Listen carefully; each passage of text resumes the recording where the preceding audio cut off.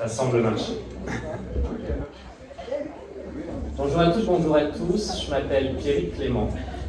Je suis avocat au barreau de Paris et je suis également le représentant de la LDH, désormais également Ligue des droits humains, j'en profite pour le souligner ici, auprès de ce qui s'appelle le collectif pour une nouvelle politique des drogues. Ce collectif, c'est un collectif qui rassemble tout un tas de différentes associations, le syndicat des avocats de France, le syndicat de la magistrature, Fédération Addiction, Médecins du Monde, tout un tas d'associations qui ont souhaité se regrouper pour porter une nouvelle parole politique relative à ce qu'il faut faire en matière de drogue actuellement. Pour nous, il convient de raisonner en trois temps. Il faut opérer d'abord un constat, le constat qu'il existe un problème en matière de stupéfiants en France. Il faut ensuite observer que les réponses qui sont portées à ce problème par les politiques gouvernementales sont à la fois inefficaces et parfaitement contre-productives. Et puis enfin, il faut proposer une solution alternative. Alors le constat d'abord. Le constat, oui, c'est bien entendu, mais ça, j'ai envie de dire, c'est un peu l'élément le plus consensuel, le constat d'un problème de santé publique. Je ne l'évoquerai pas particulièrement en détail ici parce que nous avons une camarade qui travaille dans un SAPAC à Ruth qui le fera mieux que moi tout à l'heure. Mais effectivement, il y a bien sûr des problématiques d'addictologie, il y a bien sûr des problématiques d'efficience de la réduction des risques dans tout un tas de domaines. Non, ce que je souhaiterais souligner, c'est que oui, il faut dire qu'il y a également un problème en matière de sécurité publique qui est lié au trafic de stupéfiants. Ce problème, il existe en matière d'insécurité sur la voie publique. On pense aux différentes victimes collatérales du trafic, on pense bien sûr au drame de la famille Kessassi. Ce problème, il ne vise pas uniquement les personnes qui vont être affectées indirectement par le trafic, il peut viser également les personnes qui en sont acteurs. Et là, je pense à la problématique de la traite d'êtres humains, et notamment de la traite des mineurs qui existe, à travers les différents enfants qui vont notamment être pris en tant que guetteurs, en tant que choufs, et qui vont être, lorsqu'ils vont être concernés par les enquêtes policières, traités avant tout comme des coupables et non pas comme des victimes, ce qui est en contradiction directe avec les engagements internationaux de la France. Et puis ensuite, bien sûr, il y a des problèmes d'insécurité liés à l'association de la criminalité et du trafic de stupéfiants à d'autres criminalités.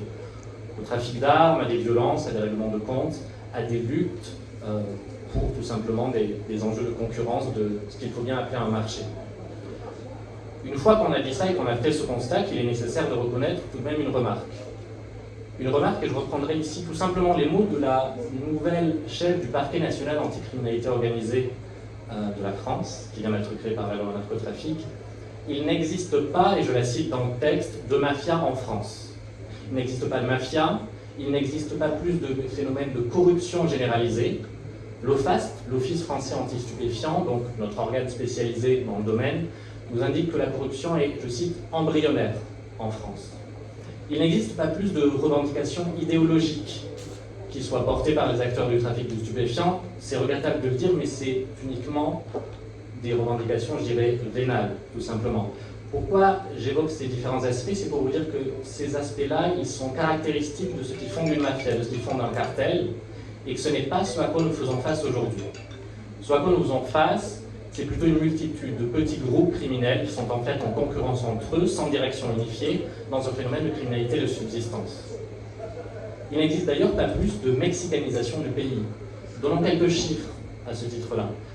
Au Mexique, il y a environ 85 meurtres par jour. En France, il y a 2,7 meurtres par jour. C'est trop, bien sûr, mais ils ne sont pas, loin s'en faut, tous liés au trafic de stupéfiants. Je rappellerai qu'il y a un féminicide tous les 3 jours en France et qui sont également dans ces différentes statistiques. Mais alors à quoi ça sert, tous ces termes et toutes ces références?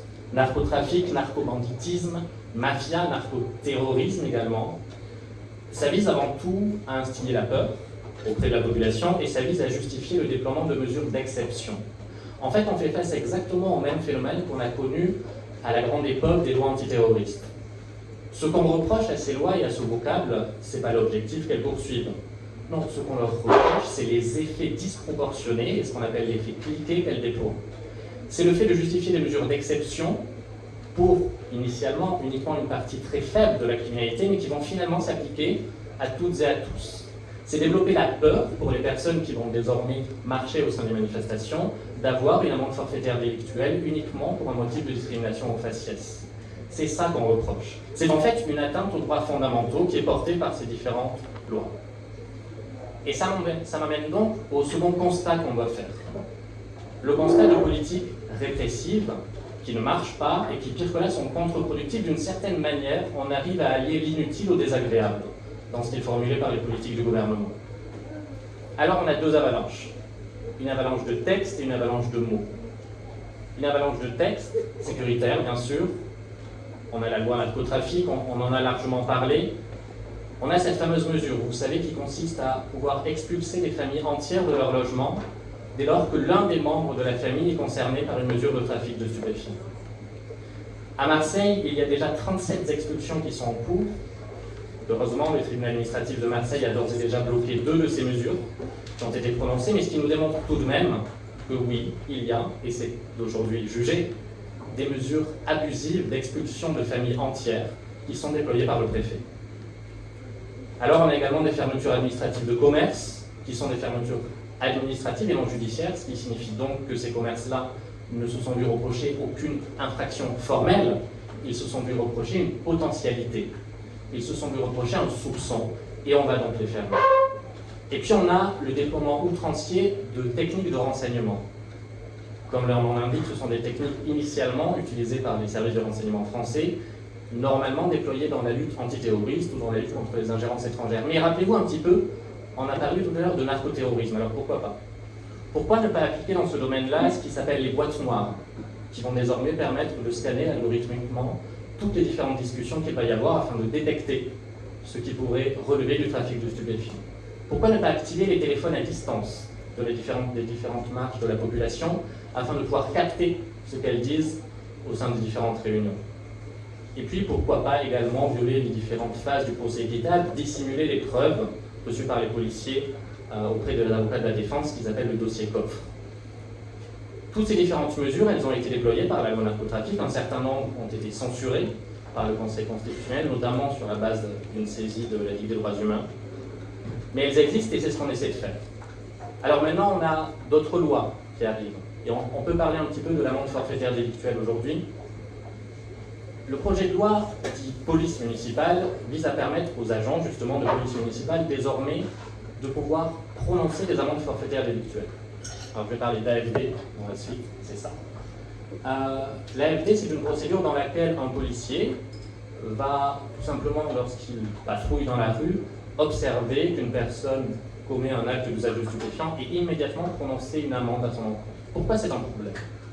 C'est un problème parce que ça viole en fait la totalité des principes cardinaux de notre droit pénal. Ça viole tout d'abord le principe d'interaction de cumul de poursuite et de condamnation, parce qu'en fait, à ce moment-là, le policier est tout à la fois enquêteur, juge et bourreau. Ça viole le droit au recours effectif, car si on vous prononce à votre encontre une amende forfaitaire délictuelle, pour la contester, il faudra déposer ce qu'on appelle une consignation en argent. Si vous ne l'avez pas, vous ne pouvez tout simplement pas contester la mesure qui a été prononcée à votre encontre. Alors oui, ça conduit directement à des amendes abusives, à des amendes discriminatoires. Et je citerai ici tout simplement les Nations Unies qui nous parlent d'une situation de discrimination raciale caractérisée et qui amène et qui recommande de supprimer l'amende forfaitaire délictuelle. Elles viennent actuellement d'être, et c'est un texte qui est actuellement au Sénat, passé à un montant de 500 € dans le cadre d'un énième projet de loi qui s'appelle désormais le projet de loi Riposte et qui vise justement à riposter, on ne sait pas exactement contre quoi, mais en tout cas à augmenter ce montant-là. Ce même projet de loi, il crée, et je pense qu'il est important de le signaler également, ce qu'on appelle un délit d'usage manifeste de produits altérant la vigilance au volant. Qu'est-ce que ça veut dire ça, le mot manifeste? Ça veut dire qu'il n'y aura plus besoin de test. Ça veut dire que désormais, c'est le policier qui va vous arrêter, qui va déterminer que, selon lui, manifestement, vous avez consommé des produits stupéfiants. Et il pourra donc prononcer une amende forfaitaire délictuelle. Imaginez les risques de discrimination en faciès que cela va encourir, et imaginez en quoi le nombre d'AFD va encore une fois se multiplier. Une avalanche de textes, donc, il faut bien le dire, on est sur la défensive actuellement sur ces textes, mais la Ligue des droits humains, le collectif pour une nouvelle politique des drogues, émet du plaidoyer tous les jours pour essayer de lutter contre ça. Une avalanche de mots aussi, et là je rejoindrai ma camarade, c'est une offensive en déshumanisation qu'on observe également ici.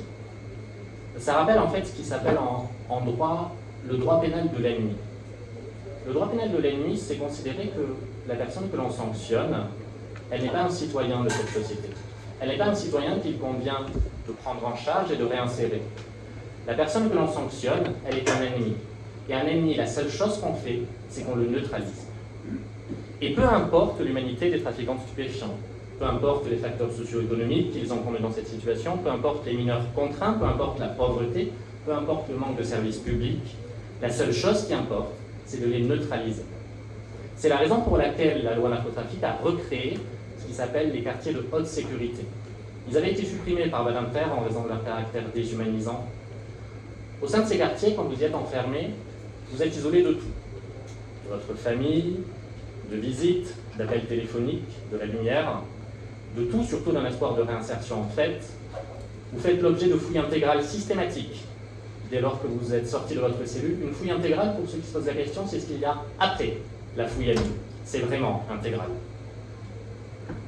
Alors tout ça, toute cette déshumanisation, il faut désormais qu'elle cesse. Il faut qu'on propose une réponse alternative et la proposition se scinde en 3 points. Tout d'abord, cesser la répression des simples consommateurs. C'est la revendication d'une dépénalisation de l'usage des stupéfiants. Pourquoi? Parce que c'est une perte de moyens totalement inutile. Les opérations XXL, les opérations place-net ne fonctionnent pas, n'ont strictement aucun effet. Les amendes forfaitaires délictuelles dont on vous parlait tout à l'heure ont un taux de recouvrement de 24%. Cela signifie qu'en réalité, les 3/4 des AFD qui sont prononcés ne sont tout simplement jamais payés. Et puis, ces opérations, elles mobilisent des policiers et des magistrats absolument inutilement.